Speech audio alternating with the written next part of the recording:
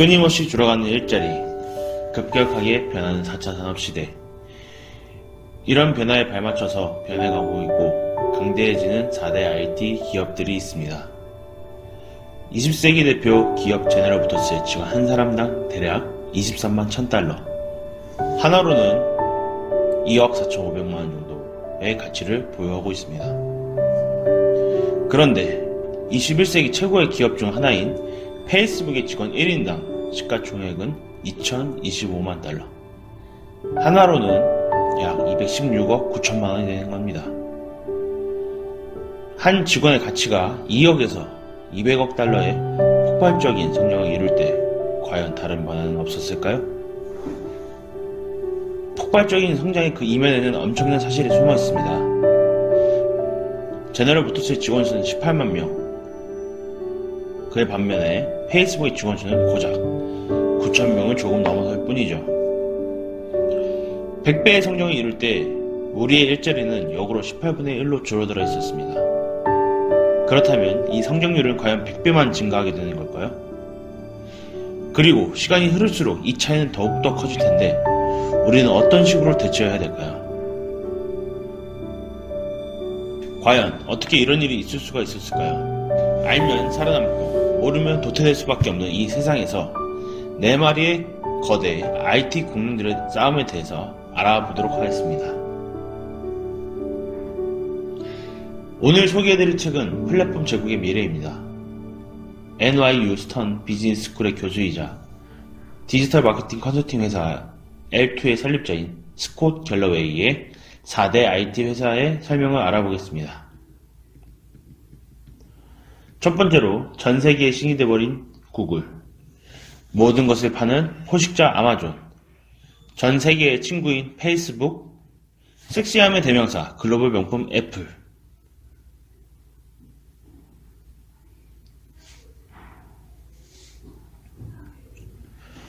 첫 번째로는 세계에서 가장 크고 가장 파괴적인 포식자 아마존입니다. 미국 가구의 44%는 권총을 소지하고 있고 52%는 아마존 프라임 서비스 이용자라고 합니다. 부유한 가구만 놓고 보면은 유선전화 설치 비율보다 아마존 프라임 서비스 이용 비율이 더 높게 나오는 것이죠.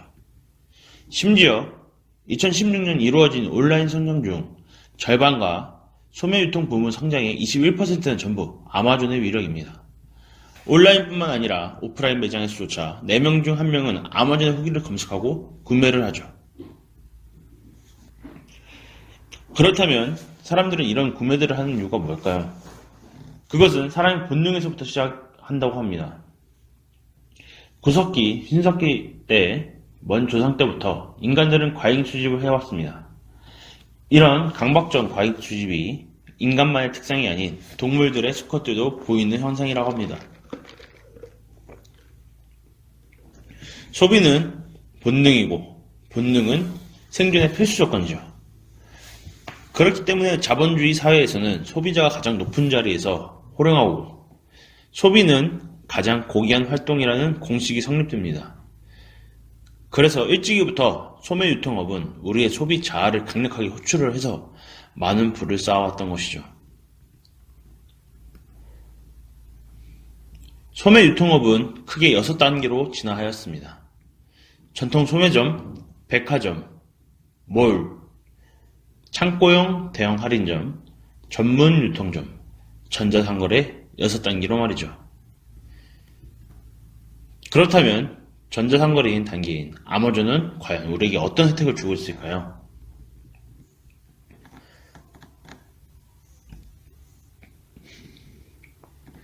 아마존은 우리가 퇴근길에 쇼핑센터로 가서 간신히 주차장 빈자리에 주차를 하고 매장으로 들어가서 필요로 하는 전구를 사려고 했다가 품절이라 사지 못하고 다른 물건들을 계산하기 위해 길게 줄을 서서 기다리고 힘겹게 트렁크에 물건을 싣고 주차장에서 차를 빼내 돌아오는 것들의 모든 불필요한 것들을 제거해줍니다. 그저 많은 데이터를 기반으로 소비자가 관심이 가는 옷이나 액세서리 등을 구매하기도 전에 미리 집에서 받아보게 착용하고 소비자가 최종 선택한 뒤에 나중에 대금을 청구하는 서비스를 추구하죠. 어떻게 하면 아마존이 이런 기술들을 만들 수 있었을까요? 아마존은 자주 실패합니다. 아니, 실패하려고 합니다.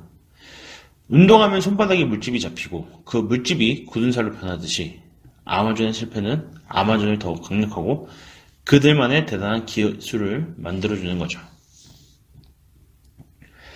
기존 기업들은 시간 플러스 자금을 주면은 수익금의 형태로 주주들에게 돈을 돌려주는 형태를 보여줍니다. 하지만 아마존은 기존 기업들과는 전혀 다른 형태로 스토리텔링으로 수익금을 비전과 성장으로 주주를 설득하고 대체하였습니다. 그리고 그 자본의 대부분은 기술적 재투자가 되는 것이죠. 실제로 2016년 아마존은 1360억 달러, 하나로는 약 152조 원이라는 매출을 달성했습니다. 하지만 아마존의 순이익은 그에 비해 초라하기 그지없습니다. 고작 24억 달러에 불과하죠. 순이익률이 1.74%밖에 안 되는 겁니다. 아마존의 스토리는 전 세계에 가장 큰 매장을 만드는 게 스토리이고요. 아마존의 전략은 세월의 시험을 견뎌내는 소비자 편익, 즉 더 낮은 비용, 더 넓은 선택폭, 더 빠른 배송에 막대한 자본을 투자하고 있습니다. 그렇기 때문에 아마존 주식은 예외적일 만큼 높이 평가되고 있습니다. 하지만 그 이면에는 제프 베조스가 보여준 미래의 비전과 꾸준히 뒷받침하는 성장률 덕분이죠. 그렇게 해마다 늘어간 총 수익금은 아마존의 더 많은 분야로 재투자가 되고 있습니다. 아마존이 재투자 자금은 결국 아마존을 방어하는 해자를 더 깊이 파고 들어가게 되는 거죠. 이런 식의 성장을 한 아마존은 주주들에게는 눈에 보이게 늘어가는 총 수익금, 고객에게는 소비자 편익의 증대, 더 낮은 비용, 더 넓은 선택폭, 더 빠른 배송으로 소비자에게 가장 신뢰받고 명성 높은 소비자 브랜드를 만들어내는 성공했습니다. 두 번째로는 섹시함의 대명사, 글로벌 명품 애플입니다. 애플은 닷컴 거품 붕괴와 9.11 테러 사건이라는 쌍둥이 충격이 채 가시기도 전인 2001년 말에 아이팟 출시는 암울함 속에서 희망과 낙관주의를 알린 한 줄기의 밝은 빛이었습니다. 당시 잡스는 냅스터가 촉발한 음원 불법 다운로드가 횡행해 음반 사업이 파괴될지도 모른다는 위협을 받자 어떤 과도한 조치를 억지로 이끌어내기 위해 할리우드 액션을 취했습니다. 그 조치 덕분에 아이폰이라는 대작의 무대가 만들어졌고 전 세계 전자제품 매장 앞에는 아이폰을 사려고 하는 애플 광신도들이 모여들고 밤새워서 장사진을 쳤습니다. 그리고 나서 아이패드까지 등장하게 되었죠. 잡스는 애플을 위해 그 모든 것을 해냈지만 애플 내에서는 파괴의 돌풍을 일으킨 인물이기도 했습니다. 직원들을 괴롭히고 그의 태도에는 따뜻한 구석이나 포용성 따위는 찾아볼 수가 없었습니다. 그의 변덕은 과대망상 때문에 애플이라는 회사는 끊임없는 경계선을 아슬아슬하게 넘나들며 혼돈을 겪어나갔습니다. 그리고 잡스가 죽자마자 애플의 역사적인 혁신 질주는 멈췄습니다. 잡스에 이어서 팀 쿡이 주체가 되어 이끄는 애플은 예측 가능성, 수익 가능성, 규모 이 세 가지에 집중하게 됩니다. 그것은 곧 재무 상태표에도 나타나게 되었습니다. 수익을 성공 지표로 볼 경우에 애플은 2015년 회계연도에 534억 달러의 순수익을 기록한 역사상 가장 성공적인 기업입니다. 이런 기록이 가능한 이유는 뭘까요? 아이폰을 쓰는 고객들은 대다수 정치인, 전 세계의 다른 특권층과 마찬가지로 주머니에서 자기 아이폰을 꺼낼 때 어떠한 호환감을 만들어주기 때문입니다. 다른 회사의 신제품들과 달리 스티브 잡스의 그 애플 컴퓨터들은 아름다웠고 또 우아했습니다. 다른 모든 것을 떠나서 해커와 프로그래머 사이에서는 애플 제품은 사치스러움을 한껏 자랑했죠. 사치는 인간의 외부에 존재하는 어떤 특성이 아니라 유전자 속에 녹아 있습니다. 또한 사치는 인간적인 조건을 초월해서 성스러운 완벽함에 더 가까이 다가섰다고 느끼고 싶은 본능을, 잠재적인 짝짓기 대상에서 더 매력적으로 보이고 싶은 욕망과 연결이 됩니다. 역사적으로 일반 대중은 사치품을 가까이 하지 못했습니다. 그래서 그들은 여러 교회를 순례하며 화려한 보석과 번쩍거리는 샹들리에, 세계에서 가장 아름다운 미술품에 새겨진 성배를 구경했습니다. 이들은 탁월한 장인들이 미쳐낸 미적인 황홀감이라는 신이라는 존재와 결부하기 시작했습니다. 이것이 사치품의 추적이 됐습니다. 합리적인 차원에서 보면은 사치품 말이 되지 않는 행위입니다. 그러나 인간 성스러운 완벽함에 조금이라도 더 가까이 다가가려는 욕망이나 자손을 남기고자 욕망의 굴레에서 벗어나지 못하죠. 사치품은 비합리적이고 성적이며 지금 이것이 살 형편이 아니잖아, 이런 걸 사단이 정말 말도 안 돼 처럼 한껏 들뜬 분위기를 깨는 뇌의 이성적 신호를 쉽게 압도해버립니다. 그렇기 때문에 사치품은 막대한 부를 창출했죠. 신과 섹스, 원자의 충돌이 과거 기업계에서 찾아볼 수 없었던 에너지와 가치를 촉발했기 때문입니다. 애플의 성공 열쇠는 메타의 속성에 있습니다. 애플은 아이팟, 아이폰, 애플워치를 수백만 대씩 팔 수 있지만 전 세계 인구 중에 이들 제품을 이성적으로 구매할 여유가 있는 사람은 고작 1%에 불과하죠. 이는 애플이 원하는 상황이기도 했습니다. 2015년 1사분기 아이폰은 전 세계 전체 스마트폰 선적 물량의 18.3%밖에 차지하지 못했으나 스마트폰 업계의 전체 이익 가운데 92%를 챙겨갔습니다. 바로 이것이 사치품 마케팅이었습니다. 당신의 수완과 DNA와 배경으로 볼 때 당신이 상위 1%에 속한다는 사실을 어떻게 하면 친구나 낯선 사람에게 알릴 수 있을까요? 아주 간단합니다. 아이폰을 들고 다니기만 하면 됩니다. 실제로 맨해튼에 사는 사람들은 모두 애플의 iOS를 사용합니다. 가계 평균 소득이 떨어지는 뉴저지나 브루클스로 가면은 안드로이드가 대세죠. 아이폰은 당신의 완벽함을 더해주고 당신에게 다른 존재들보다 우위에 있음을 알려주며 짝짓기 기회가 더 많이 있음을 알려주는 증표가 됩니다. 당신에게 짝짓기 기회가 더 많이 있음을 명료하게 알려주는 그런 증표가 돼버리는 거죠. 세 번째는 전 세계의 친구, 페이스북입니다. 페이스북은 사용자 1억 명 기준을 가장 빨리 돌파한 5개의 플랫폼 가운데 3개를 소유하고 있습니다. 그 3가지는 페이스북, 왓츠앱, 인스타그램, 이 3가지입니다. 사람들은 하루에 35분씩 페이스북에 시간을 바치고 있습니다. 인스타그램과 왓츠앱까지 포함하면 이 수치는 60분으로 껑충 뛰게 되죠. 사람들이 이들 메신저 앱에 소비하는 시간은 가족과 야외에서 보내는 시간이나 일하는 시간, 먹고 마시는 시간보다 더 많은 결과가 나옵니다. 2017년 상반기 현재 페이스북 가치는 4,200억 달러입니다. 이 금액은 실제 가치보다 과대평가된 것일까요? 만약 그렇게 생각한다면 다음 같은 상상을 한번 해보죠. 인터넷을 민영화해서 시간당 사용료를 부과하면 어떻게 될까요? 이 주식회사 인터넷이 우리의 디지털 중추를 운영하면서 주식을 공모한다면 주식회사 인터넷 주식이 20%는 과연 어느 정도 가치가 있을까요? 작가의 기준으로 해서는 4,200억 달러도 한참 부족해 보인다고 합니다. 그렇다면 어째서 페이스북의 가치는 이렇게만 높아져 갈까요? 그것은 페이스북이 우리가 갈망하는 어떤 것을 제시하기 때문입니다. 어떤 소비자가 지갑을 열도록 설득하는 영향력을 살펴보면은 마케팅 퍼널의 가장 상위 단계인 인지 단계에서 페이스북이 폭주한다는 사실을 알고 있습니다. 우리가 소셜 네트워크, 특히 페이스북의 자회사, 인스타그램에서 배우는 것은 온갖 생각을 낳고 온갖 욕망을 일으키고 있습니다. 예를 들면 어떤 친구가 멕시코에 가서 제크로 샌들을 신고 있는 사진이나 터키의 소호하우스 옥상에서 칵테일을 마시는 사진을 페이스북에 올리면은 사진을 본 우리도 그렇게 해보고 싶어집니다. 페이스북은 다른 어떤 광고와 판매 촉진 매체보다 더욱 강렬하게 목적을 강행시키죠.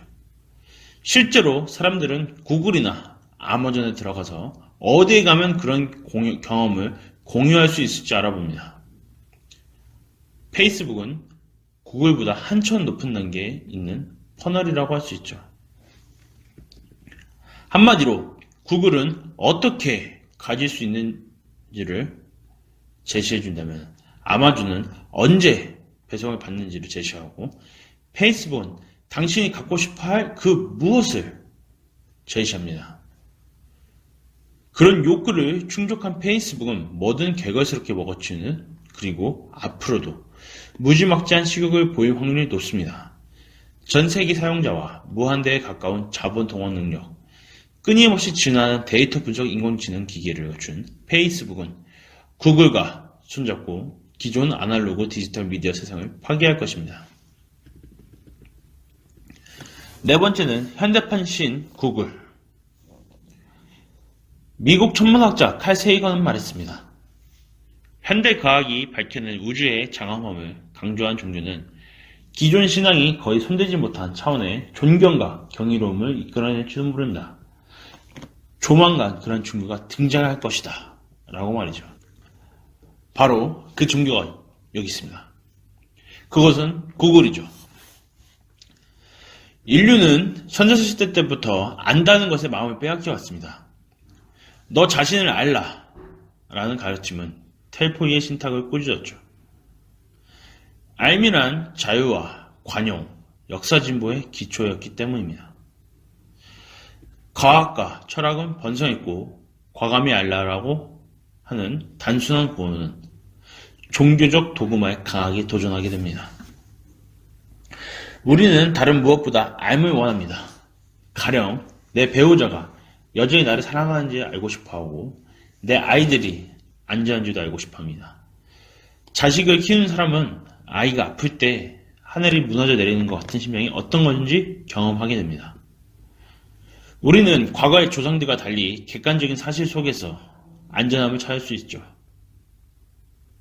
구글이 모든 질문에 대답해주기 때문입니다. 우리가 하는 질문에 즉각 대답이 들어오고 우리는 안전을 확인할 수 있습니다. 심지어 구글은 최상의 대답을 강조하기까지 합니다. 인간 본능 가운데 가장 우선적인 것은 생존 본능입니다.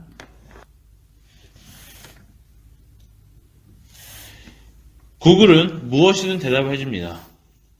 브렉시트가 뭔가요? 열은 언제 위험한가요? 같은 질문도 좋습니다. 그냥 궁금한 마음에 오스턴에서 문신을 제일 잘하는 집은? 이라고 물어도 상관없죠. 우리는 시대의 신에게 왜 그 사람은 내게 전하지 않을까요? 나 이혼을 해야 할지 말아야 할지 어떻게 할 수 있을까요? 처럼 자신의 깊은 곳에 있는 지금 질문을 마구 쏘아댑니다. 정말 신비롭게도 모든 질문에 대답이 나옵니다. 구글의 알고리즘은 유용한 정보를 모아놓고 연관에 있는 적절한 정보를 소환하게 합니다. 이 부분들이 대부분 사람들 눈에는 성스러운 존재가 개입한 결과로 비춰질 수 있죠. 사람들은 자신이 원하는 최고의 답변을 얻었을 때 사용자의 기분은 마치 길과 진료를 그리고 빛을 보는 것 같다고 합니다. 곧바로 형성된 신뢰의 유대감은 한 세대 동안 이어졌고 이는 구글을 4개 기업 중에서도 가장 영향력 있는 기업으로 만들었습니다. 신은 훨씬 더 위대한 존재입니다. 모든 것을 알고 모든 것을 할 수 있으며 또 영업 불멸합니다. 이 세 가지 가운데 구글은 오로지 첫 번째, 그 모든 것을 알기만 할 뿐입니다. 애플은 명품 회사로 변신해 어느 정도 영업 불명성을 얻었지만 구글은 애플과 반대 방향으로 나아갑니다. 자사를 공익기업처럼 만드는 거죠. 그러면서 견고하고 위대한 회사로 거듭나가게 되는 회사가 됩니다. 이 4대 제국의 패자들은 강합니다. 하지만 그들 또한 한없이 약할 때가 있었죠. 그리고 과연 이 이후에는 누가, 어떤 기업이, 어떤 식으로 세상을 제패하게 될 것인가? 그것이 알리바바, 우버, 월마트일 수도 있고 여러분이 될 수도 있고 그 누군가는 될 것입니다. 급변해가는 세상에 우리는 어떻게 발맞춰갈 수 있을까요?